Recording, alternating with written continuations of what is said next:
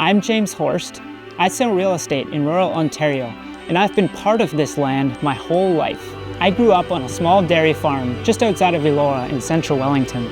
Rural wasn't a choice for me, it's just what I knew.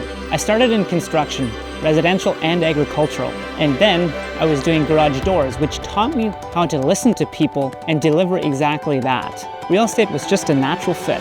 I got licensed in 2021, right in the middle of COVID. I had no team to fall back on, so I hit the ground running. My first deal was off market. Nothing was listed and my client wanted a property, so I knocked on a door. From Arthur to Harriston to Mount Forest to Durham and everything in between. Whether it's a 200-acre farm or a century home on half an acre, this is the market that I know. Rural properties come with layers most agents never had to learn. Soil types, zoning, wells, tile drainage. This is the land I grew up on. These aren't textbook topics for me.